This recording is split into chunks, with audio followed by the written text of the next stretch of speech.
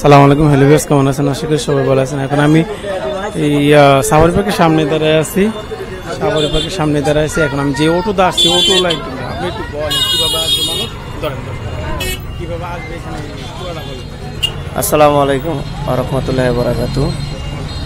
আপনার ঢাকা থেকে আসলে ভবানীপুর ডাইরেক্ট নামলে ওই জায়গা থেকে 30 টাকা ভাড়া নিব। সাফারি যে এখন বর্তমানে যে জায়গায় খারাইছি এই জায়গায় আসলে 30 টাকা ভাড়া নিব ভবানীপুর থেকে আসলে। আর যদি বাগের বাজার নামে, তো বাগের বাজার থেকে মানে এই উৎসব দিনের অনুষ্ঠানের কারণে অনেক সময় ভাড়া 20 টাকা 10 টাকা বেশি লাগে, 20 টাকার জায়গায় 30 টাকা। এই বাগের বাজার তাইলেও ওই ইয়ের থেকে ভবানীপুর থেকে আইলেও ঢাকা থেকে একেবারে বাগের বাজার নাইলে ভবানীপুর, এই দুই জায়গায়। আর এমনি যাওয়ার সময় একই অবস্থায় এমনি হয়তো ওই জায়গায় তাকওয়া হইব, নাহলে ময়মনসিংহ গাড়ি তুলবে ওইটা। রাজেন্দ্রপুর থেকে অটোতে আসলে মনে কি 60 টাকা। হ্যাঁ, আর যদি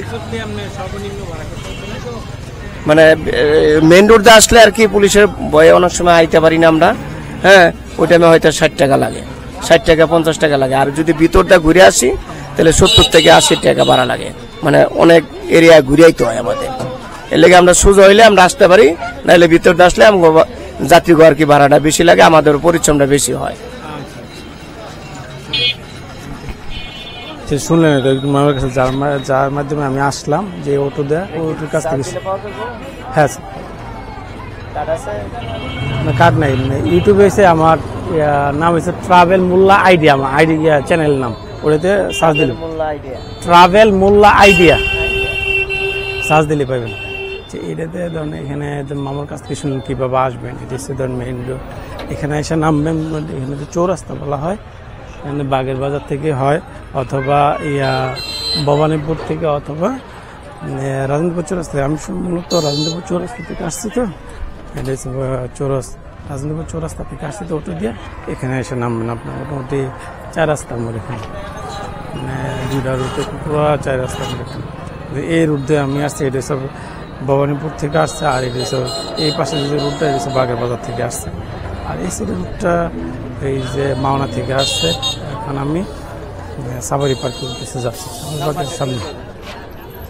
01577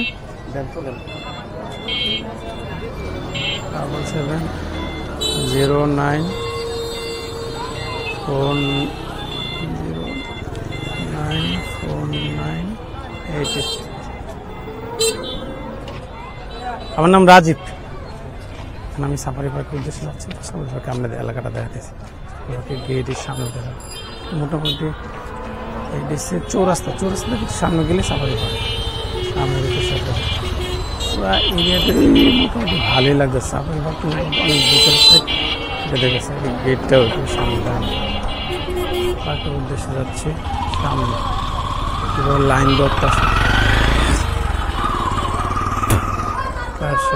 যাচ্ছে, দেখেন মানুষ রাস্তায়। ঈদের পরের দিন তো, এই কারণে পুরো মানুষে ভরা। সামনে ভিতরে মানুষগুলো লাইন ধরে লাগে, আর ঢুকতে দিবে না।